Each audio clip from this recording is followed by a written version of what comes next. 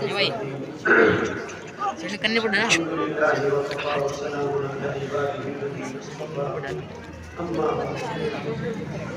أعوذ بالله من الشيطان الرجيم بسم الله الرحمن الرحيم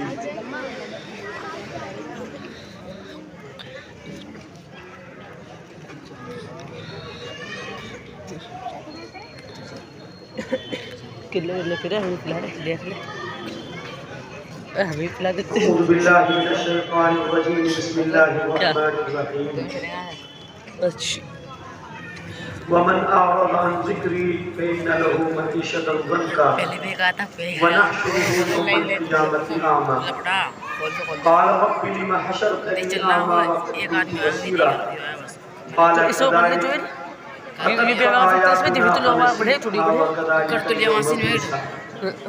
صدق الله العظيم قابل قدر حضرات علماء کرام عزیز بچوں اور بچیوں اور پردہ نشین پیاری ماں بہنوں، آج کا آپ کے اس مدرسے کا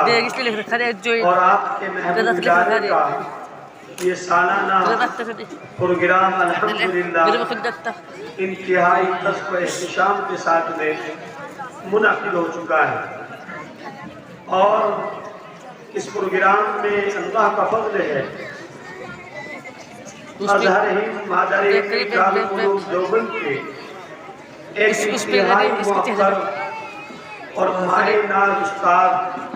رفیق محترم حضرت مولانا مفتی محمد مزمل صاحب تشریف لائے ہیں، بس وہ دیکھ رہا ہے اور انشاءاللہ وہ بھی اسٹیج کے بعد وہ دیکھ تو لکھ لیا خالی جوائن کرو اسٹیج پر بتانا مجھے اس کے بارے میں۔ ان کے علاوہ علاقے سے اور بھی علماء کرام تشریف لا رہے ہیں، ان کے پند و نصائح ہوں گے، لیکن دیکھو عزیزاں مولانا محمد خالد صاحب انہوں نے مدرسے کے ذمہ دار ہونے کی حیثیت سے ہمیں بھی دعوت کی، تو چونکہ کئی ایک اعتبارات سے ہمیں آپ حضرات سے کچھ گہرا تعلق ہے، جس کی بنیاد پر یہاں حاضری ہمارے لیے ضروری تھی،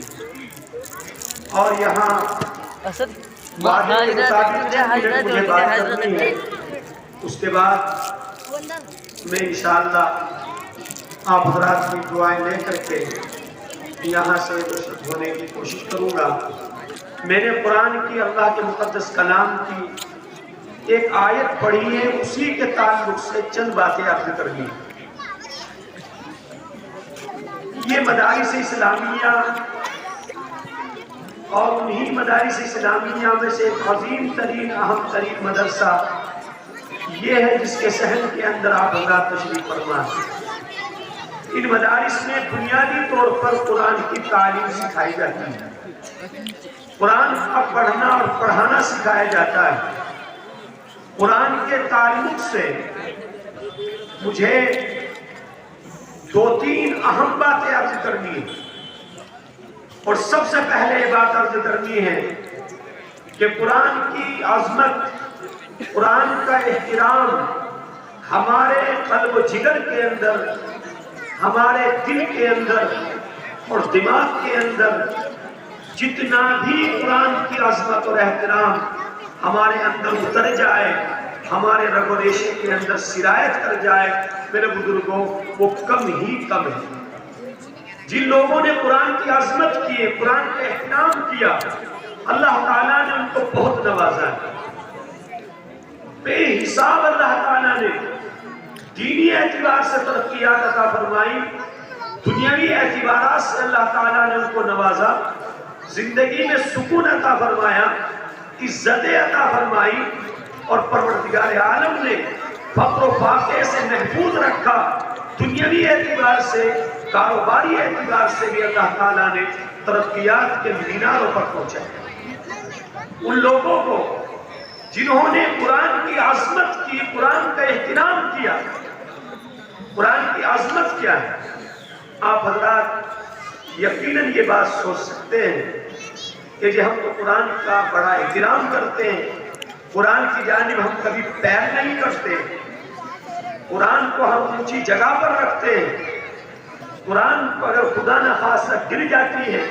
تو ہمارے دل کو تکلیف پہنچتی ہے، احساس ہوتا ہے۔ قرآن کے نیچے گرنے کی بنیاد پر یقیناً یہ چیز بھی احترام کے اندر داخل ہے، لیکن یہ قرآن کا مکمل احترام نہیں۔ قرآن کا مکمل احترام یہ ہے کہ قرآن اور قرآن کی تعلیمات ہماری زندگی کے اندر آ جائے، ہم قرآن کو پڑھنے والے بن جائیں، قرآن پر عمل کرنے والے بن جائیں، قرآن کو اپنے سینے میں خود محفوظ کرنے والے بن جائیں، یا اپنی اولاد کے سینوں میں قرآن کو ہم محفوظ کرانے والے بن جائیں۔ یہ قرآن کی عظمت ہے، قرآن کا احترام ہے۔ اسی طریقے سے جو حضرات قرآن کو پڑھنا جانتے ہیں، چاہے وہ حافظ قرآن ہو اور چاہے وہ ناظرہ خواہ ہو، ان کے لیے لازم اور ضروری ہے کہ مستقل کچھ نہ کچھ قرآن کی وہ تلاوت کریں، قرآن کو وہ پڑھیں، اس لیے کہ قرآن کو پڑھنا عبادت ہے اور قرآن کو نہ پڑھنا یہ نحوست ہے۔ اور قرآن میں اللہ نے اپنے مقدس کلام میں ارشاد فرمایا کہ وَمَنْ أَعْرَضَ عَنْ ذِكْرِي، جو آدمی میرے ذکر سے، قرآن سے، قرآن کی تلاوت سے اعراض کرتا ہے، قرآن پر عمل کرنے سے اعراض کرتا ہے، فَإِنَّ لَهُ مَعِيشَةً ضَنْكَ، اللہ تعالیٰ اسے دو طرح کی سزا دیتے ہیں۔ جوانوں، میرے بزرگوں، آپ ذرا غور سے سنیں، قرآن سے لاپرواہی کرنے والے، قرآن کو نہ پڑھنے والے، قرآن کی عظمت اور قرآن کے احترام نہ کرنے والے، وہ اچھی طرح اس کو سنیں، اللہ تعالیٰ ان کو دو سزائیں دیتے ہیں۔ جو قرآن کو پڑھتے نہیں، اس کی تلاوت نہیں کرتے، اس کے اوپر عمل نہیں کرتے، دو سزائیں ہیں، ایک دنیاوی سزا ہے اور ایک آخرت کی سزا ہے۔ دنیاوی سزا ان لوگوں کے لیے، ایسے بہت سارے ہمارے جوان ساتھی، بہت ساری ہماری بہنیں، بہت سارے ہمارے بزرگوار ہیں کہ قرآن پڑھے ہوئے ہیں، پڑھنا جانتے ہیں، لیکن پورے سال قرآن اٹھا کر کے دیکھنے کی توفیق نصیب نہیں، قرآن اٹھا کر دیکھتے نہیں، قرآن اٹھا کر پڑھتے نہیں، بلکہ بعض حضرات بیچارے ان کو رمضان مبارک میں قرآن کو کھولنے کی توفیق نصیب ہو جاتی ہے، وہ رمضان میں پڑھ لیتے ہیں، بس رمضان میں پڑھ کر کے سمجھتے ہیں کہ ہم فارغ ہو گئے، اب ہمیں بالکل بھی ضرورت نہیں ہے، پورے سال پورا قرآن تو درکنار، چند پارے بھی قرآن کے نہیں پڑھتا۔ نہ جانے کتنے لوگ ہمارے اور آپ کے گھرانوں میں ایسے موجود ہیں، لیکن میرے دوستوں جوانوں سے قرآن کے بارے میں نے کیا کہ دو سزائیں اللہ نے بیان کی ہے کہ جو آدمی قرآن سے اعراض کرتا ہے، قرآن کا نہ پڑھنا، یہ بھی قرآن سے اعراض کرتا ہے، فرمایا فَإِنَّ لَهُ مَعِيشَةً ضَنْكَ، ایک سزا تو اللہ دنیا میں اسے دیں گے، اور دنیاوی سزا کیا ہے؟ فرمایا کہ دنیاوی سزا یہ ہے کہ اللہ تعالیٰ اس کی زندگی کو، اس کے کاروبار کو، ذریعہ آمد کو اللہ تعالیٰ تنگ کر دیں گے، محدود کر دیں گے، رزق کی برکتوں کو اٹھا لیا جائے گا، رزق کی تنگی اس کی مقدر بن جائے گی۔ اس آدمی کی جو قرآن کو پڑھنا جانتا ہے لیکن پڑھتا نہیں، قرآن پڑھ سکتا ہے، سیکھ سکتا ہے، لیکن قرآن کو پڑھنا سیکھتا نہیں، ان لوگوں کے بارے میں یہ قرآن کو پڑھ لیتا ہے لیکن قرآن احکام سے برداری کرتا ہے، عمل نہیں کرتا، نماز نہیں پڑھتا، روزہ نہیں رکھتا، زکوٰۃ نہیں دیتا، حج نہیں کرتا، جو چیزیں فرض ہیں ان کو زندگی کے اندر نہیں لاتا۔ اللہ تعالیٰ فرماتے ہیں کہ یہ بھی قرآن سے اعراض ہے، فَإِنَّ لَهُ مَعِيشَةً ضَنْكَ، ان کے کاروبار کو، ان کی زندگی کو اللہ تعالیٰ تاریک بنا دیں گے اور تنگ سے تنگ کر دیا جائے گا۔ ایک سزا دنیا میں ملی، یہ سزا دنیا میں ملتی ہے، ہمارے گھروں میں، ہمارے جوانوں کی جانب سے، ہمارے دوستوں کی جانب سے بسا ہوتا یہ بات سننے کو ملتی ہے اور کہتے ہیں کہ جی معلوم نہیں، ہم بہت کماتے ہیں، بہت کماتے ہیں، لیکن رزق میں برکت نہیں، پتہ نہیں کہاں چلا جاتا ہے۔ کچھ تو یہ سوچتے ہیں کہ ایسا لگے کہ ہمارے گھر کے اندر جنات کا اثر ہے، کوئی اوپری اثر ہے، کماتے کو ہوتے کوئی اٹھا کر چلے جاتا ہے، برکت نہیں ہوتی ہے، معلوم نہیں کیا معاملہ ہے۔ میرے بزرگوں، ہمیں اور آپ کو ان اسباب پر غور کرنا چاہیے جو اسباب اللہ کے رسول صلی اللہ علیہ وسلم نے اور اللہ تعالیٰ نے اپنے مقدس کلام میں بیان فرمایا۔ اس لیے کہ اللہ نے بیان کر دیا کہ جو میرے قرآن سے، میرے کلام سے، میرے ذکر سے اعراض کرے گا، میں اس کی زندگی کو تنگ کر دوں گا، اس کے کاروبار کو تنگ کر دیا جائے گا، برکتیں اٹھا لی جائے گی۔ اب ہم قرآن سے بھی اعراض کرتے رہیں، قرآن کی تلاوت نہ کریں، قرآن پر عمل نہ کریں، قرآن کو سمجھنے کی کوشش نہ کریں، قرآن کے احکام کو پس پشت ڈالتے رہیں، قرآن کی عظمتیں ہمارے دلوں سے نکل جائے اور پھر ہم یہ سوچیں ہمیں زندگی میں سکون ملے، ہماری زندگی میں راحتیں ملے، کاروبار میں ترقی ملے، پریشانیاں دور ہو جائے، تنگیاں دور ہو جائے۔ میرے بزرگوں، یہ ہماری سوچ یقیناً اپنے لیے، یہ ہماری سوچ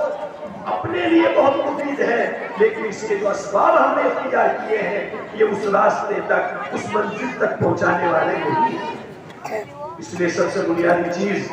مجھے اس وقت میں آپ خدا سے یہ عرض کرنی ہے، خدا را قرآن کی عظمت کیجیے،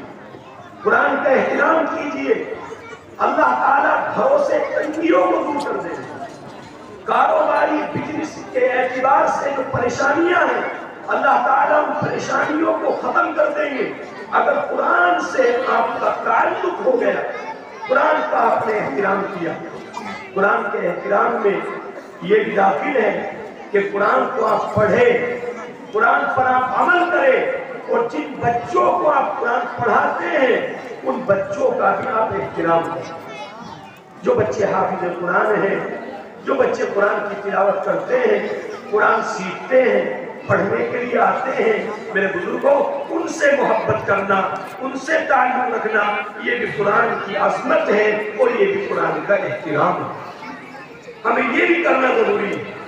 اور اللہ سے ہمیں دعا بھی کرنی چاہیے اللہ قرآن کی عظمت کرنے کی توفیق عطا فرمائے۔ اور دوسری سزا جو قرآن کا احترام نہ کرنے والوں کو اللہ تعالیٰ دے گے، وہ دوسری سزا بیان کی گئی ہے۔ تو دنیاوی سزا،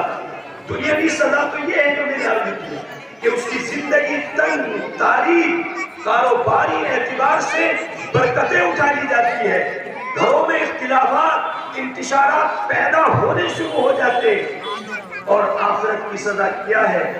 فرمایا آخرت کی سزا یہ ہے وَنَحْشُرُهُ يَوْمَ الْقِيَامَةِ أَعْمَى۔ اللہ تعالیٰ فرماتے ہیں کل قیامت کے دن ایسے لوگوں کو ہم اندھا کر کے اٹھائیں گے۔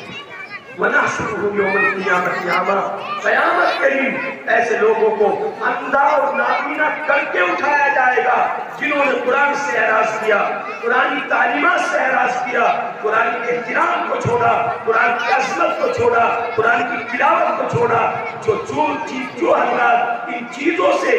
بہتری کریں گے، روگردانی کریں گے، دنیا کی سزا وہ ملے گی کہ دنیا تاریخ ہو جائے گی، اور اخروی سزا یہ ملے گی وَنَحْشُرُهُ يَوْمَ الْقِيَامَةِ أَعْمَى، قیامت کے دن ان کو نابینا اور اندھا کر کے اٹھایا جائے گا۔ اللہ ہم سب کی حفاظت فرمائے۔ فرمایا اللہ تعالیٰ نے آگے ارشاد فرمایا وَنَحْشُرُهُ يَوْمَ الْقِيَامَةِ أَعْمَى قَالَ رَبِّ لِمَ حَشَرْتَنِي أَعْمَى وَقَدْ كُنْتُ بَصِيرًا۔ بندہ کہے گا اے میرے رب الہ العالمین، میں تو دنیا کے اندر بینا تھا، میرے تو آنکھیں تھی جن سے میں ساری چیزوں کا نظارہ کیا کرتا تھا، میں ساری چیزوں کو دیکھا کرتا تھا۔ اے میرے رب، اے میرے خدا، تو نے میری بینائی کو کیوں سلب کر دیا؟ میری بینائی کیوں چلی گئی؟ مجھے اندھا کیوں کیا گیا؟ اللہ تعالیٰ سے معلوم کرے یا ربی لما حشرتنی اعمی، میرے رب، اے میرے خدا، تو نے مجھے نابینا کر کے کیوں اٹھایا؟ وقت کنت بصیرا، میں تو دنیا کے اندر دیکھتا تھا، میرے تو بینائی تھی، میرے آنکھیں تھی، آنکھوں کے اندر روشنی تھی، لیکن یہ آج آنکھوں کی روشنی کیوں چلی گئی؟ اللہ تعالیٰ کیا جواب دیں گے؟ میرے بزرگوں، جوانوں، میرے بچوں اور بچیوں، غور سے سنیں، چونکہ ہم سب کو وہاں جانا ہے، ہر ایک کو جانا ہے، کوئی وہاں جانے سے بچ نہیں سکے گا، آج نہیں تو کل، آج وہ کل ہماری باری ہے، یہ تو سلسلہ چل رہا ہے، ہمیں بھی وہی منومن مٹی کے نیچے دفن کر کے ہمارے اعزاء اقربا رشتہ دار اولاد بھی، چہیتے بیٹے اور چہیتے بھتیجے بھانجے تائے چچا گھر والے وہاں منومن مٹی کے نیچے ڈال کر کے اور اوپر سے مٹی ڈال کر کے چلے آئیں گے، ہم اور آپ وہاں رہیں گے۔ میرے بزرگوں، اس وقت میں یہ سارے معاملات ہمارے سامنے پیش آئیں گے۔ اگر دنیا کے اندر ہم نے کچھ سیکھا ہوگا، عمل کیا ہوگا، تعلیمات نبویہ ہماری زندگی کے اندر رہی ہوگی، تو میرے بزرگوں وہ قبر کا گڑھا، نبی علیہ السلام نے فرمایا یہ تو جنت کی ایک کیاری ہوگی، یہ دوزخ کے گڑھوں میں سے ایک گڑھا ہوگا۔ اللہ ہم سب کی دوزخ کے گڑھے سے حفاظت فرمائے۔ اللہ تعالیٰ جنت کی کیاریاں ہماری قبروں کو اور ہماری مرحومین کی قبروں کو بنائے۔ اللہ تعالیٰ سے جب یہ وہ عرض کرے گا، اے اللہ میں تو دنیا میں بینا تھا، میری آنکھیں کہاں چلی گئی، میری روشنی کہاں غائب ہو گئی، کیوں غائب ہو گئی؟ اللہ تعالیٰ فرمائیں گے قال کذالک، ایسے ہی اتت کا آیاتنا، تمہارے پاس میں میری نشانیاں آئی تھی، انبیاء آئے تھے، پیغمبر آئے تھے، وہ میرا کلام لے کر کے آئے تھے، قرآن لے کر کے آئے تھے، میرے احکام تم تک پہنچائے گئے تھے، لیکن اتت کا آیاتنا فنسیتہا، اے میرے بندے تو نے میری ان آیتوں کو فراموش کر دیا، تو نے میری ان آیتوں کو بلا دیا۔ وَكَذَلِكَ الْيَوْمَ تُنْسَى، یاد رکھ جیسے تو نے دنیا کے اندر مجھے بلایا، میرے کلام کو بلایا، مجھ سے اعراض کیا، میرے کلام سے اعراض کیا، وَكَذَلِكَ الْيَوْمَ تُنْسَى، آج تجھے بھی ایسے ہی بلا دیا جاتا ہے۔ اس وقت میں کیا حال ہوگا؟ یہ دو سزائیں ملے گی ان لوگوں کو جو قرآن سے، حاملین قرآن سے، قرآنی درسگاہوں سے، قرآن کے پڑھنے پڑھانے والوں سے اعراض کریں گے۔ دنیا کے اندر یاد رہے کبھی زندگی میں سکون نصیب نہیں ہوگا، راحت نہیں ملے گی، کاروباری برکتوں کو اٹھا لیا جائے گا، اور آخرت کی سزا یہ ہے وَنَحْشُرُهُ يَوْمَ الْقِيَامَةِ أَعْمَىٰ، قیامت کے دن اندھا کر کے اٹھایا جائے گا۔ اللہ ہم سب کی حفاظت فرمائے۔ لیکن جو لوگ قرآن کی عظمت کریں گے، قرآن کا احترام کریں گے، قرآن کو پڑھیں گے، تلاوت کریں گے، اللہ کے یہاں ان کا کیا مقام ہوگا۔ علامہ سیوطی رحمت اللہ علیہ نے ایک واقعہ اپنی کتاب کے اندر نقل کیا، انتہائی مختصر سی بات ہے، وہ عرض کر کے بات ختم کر رہا ہوں۔ علامہ سیوطی رحمت اللہ علیہ نے بیان کیا ہے کہ ایک صاحب کا انتقال ہوا، ایک صاحب کی والدہ کا انتقال ہوا، انتقال کے بعد قبرستان لے جا کر کے ان کو دفن کر دیا گیا۔ یہ بیٹا ایسا تھا کہ اس والدہ نے اپنے اس بچے کو قرآن پڑھایا تھا،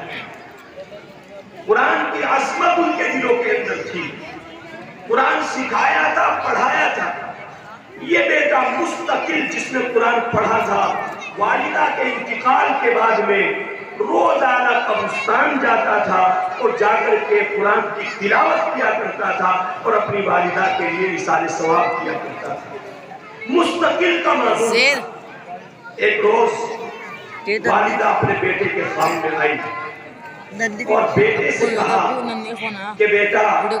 جب تم میری قبر کے اوپر قرآن کی تلاوت کرنے کے لیے آتے ہو تو میں تم سے کہنا چاہتی ہوں کہ تھوڑی دیر کے لیے میری قبر پر آ کر کے خاموش ہو کر کھڑے ہو جائے، تھوڑی دیر کے لیے خاموش ہو کر کھڑے ہو جائے، کچھ دیر کے بعد قرآن کی تلاوت کیا کرو۔ بیٹے نے معلوم کیا، واقع طالب علم تھے، قرآن پڑھا تھا، آگے پڑھ رہے تھے، طلبہ کا مزاج ہوتا ہے ہر بات پر سوال کرنے۔ والدہ سے سوال کیا خواب کی حالت ہی میں کہ اے والدہ ماجدہ، آپ نے مجھے یہ کیوں کہا کہ بیٹا کچھ دیر کے بعد قرآن کی تلاوت کرنی شروع کیا کرو؟ وجہ کیا ہے؟ کیوں آپ نے یہ بات مجھ سے کہی؟ تو ان کی والدہ نے اپنے بیٹے سے کہا کہ بیٹا جس وقت تم آتے ہو اور آتے ہی قرآن کی تلاوت کرنی شروع کر دیتے ہو تو قبر سے لے کر اور تمہارے منہ تک اتنی روشنی اور اتنا نور رہتا ہے، اتنا نور رہتا ہے، اتنا نور ہوتا ہے کہ اس نور کی وجہ سے میں تمہارے چہرے کو نہیں دیکھ پاتی۔ بیٹا تھوڑی دیر کے لیے خاموش کھڑے ہو جایا کرو تاکہ میں تمہارے چہرے کو دیکھ لوں۔ جب میں تمہارے چہرے کو دیکھ لوں اس کے بعد تم قرآن کی تلاوت کرنی شروع کر دیا کرو۔ میرے بزرگوں، یہ ہے قرآن کی عظمت، یہ ہے قرآن کا فائدہ، یہ قرآن کا فائدہ ہے۔ آپ اور ہم چلے جائیں گے اگر اس اولاد کو، ان بچوں کو اس لائق بنا کر کے چلے گئے یہ قرآن کی تلاوت کرے تو خدا کی قسم آپ قبر کے اندر پڑے ہوئے ہوں گے، آرام کر رہے ہوں گے، عیش کی اللہ تعالیٰ عیش اور راحت آپ کا مقدر بنائیں گے۔ یہ بچے قرآن کی تلاوت کریں گے اور خود بخود آپ کے لیے ایصال ثواب ہوتا رہے گا۔ حدیث شریف میں یہاں تک بھی آتا ہے جیسے حافظ قرآن کو اللہ تعالیٰ فرمائیں گے کہ پڑھتا جا اور جنت کے درجات کو طے کرتا چلا جا، اسی طریقے سے حافظ قرآن کے والدین کو بھی اللہ تعالیٰ جنت کے درجات پر ایسے ہی چڑھائیں گے جیسے حافظ قرآن کو چڑھایا جائے گا۔ حافظ قرآن سے کہا جائے گا کہ پڑھتا جا اور والدین سے کہا جائے گا کہ تم جنت کے درجات کو طے کرتے چلے جاؤ۔ حافظ قرآن کا بھی عظیم مقام، والدین کا بھی عظیم مقام کہ اللہ تعالیٰ ان کے سروں کے اوپر ایسا تاج بھی پہنائیں گے کہ اس کی روشنی سورج اور چاند سے بھی زیادہ چمکدار ہوگی، رونق ہوگی۔ ایسا تاج اللہ تبارک و تعالیٰ حافظ قرآن کے والدین کے سر کے اوپر رکھے گی۔ لیکن یہ سب اس وقت ہوگا جب قرآن کی عظمت کرے، قرآن کا احترام کرے، قرآن کو زندگی کے اندر لائے۔ اس لیے بھائی اپنے جوانوں سے بطور خاص میں درخواست کروں گا، خدا کے لیے آپ حضرات اپنا معمول بنائیے مستقل قرآن کی تلاوت کرنے کا، صبح سویرے اٹھنے کا ماحول بنائیے۔ ہم اپنے گھروں کے ماحول کو بنائیں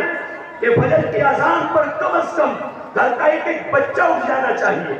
فجر کی اذان پر اللہ اگر مقدر فرمائے فجر سے پہلے اٹھنے کی توفیق عطا فرمائے، تہجد کی چند رکعتیں پڑھنے کی ہدایت مل جائے تو نور علی نور، زہر تو شر۔ لیکن میرے بزرگوں اگر اتنا بھی نہ ہو سکے کم از کم جب اللہ کا منادی آواز لگائے فجر کی اذان شروع ہو تو گھر کا ہر فرد، ہر بچہ، ہر بچی، ہمارا بڑا اور چھوٹا جوان سب بیدار ہو جائے اور اٹھ کر کے اپنی ضروریات سے فارغ ہو اور ضروریات سے فارغ ہو کر کے قرآن کی تلاوت کرے، نماز پڑھے اور تھوڑی ورزش کرے۔ جیسے بھی موقع ہو ورزش بھی کرنی چاہیے۔ ان چیزوں کو ہمیں اپنے لیے لازم سمجھنا چاہیے اور اپنے گھروں کا ہمیں ماحول بنانا چاہیے۔ اگر آپ نے بنایا تو انشاءاللہ گھروں کا ماحول بنے گا، اور جب گھر کا ماحول بن جائے گا تو پھر گھروں کے لیے، ہماری نسلوں کے لیے صبح سویرا اٹھنا آسان ہو جائے گا۔ افسوس اور احساس کی بات تو یہ ہے کہ ہمارے جوان 8 بجے تک، 9 بجے تک، 10 بجے تک گھروں کے اندر، مسلم گھرانوں کے اندر، جس کے بارے میں آتا ہے کہ صبح کو جب مسلمان سوتا ہے تو اس کے اوپر رزق کے دروازے بند کر دیے جاتے ہیں، رزق تقسیم کیا جاتا ہے صبح کے وقت میں۔ لیکن گھر میں ہمارے جوان، ہمارے بچے سوتے ہوئے ہوتے ہیں، رزق کے دروازے ان کے لیے بند کر دیے جاتے ہیں، برکتیں اٹھا دی جاتی ہیں۔ اس لیے میرے دوستوں، بزرگوں، جوانوں، آپ اپنے گھروں کا ماحول بنائیں، مزاج بنائیں، کم از کم فجر کی اذان پر ہم سب اٹھ جائیں، ہمارے بچے اٹھ جائے، اٹھ کر کے ضروریات سے فارغ ہو کر قرآن کی تلاوت کرے، اللہ کو یاد کرے، ذکر و اذکار کرے، نماز پڑھے، اور تھوڑی بہت جو بھی موقع ہو ہمارے بچوں کو ورزش کرنی چاہیے۔ دوا کوئی ورزش سے بہتر نہیں، یہ نسخہ ہے کم پر زبانہ نشی۔ اللہ مجھے آپ کو عمل کی توفیق عطا فرمائے۔ وآخر دعوانا الحمدللہ رب العالمین۔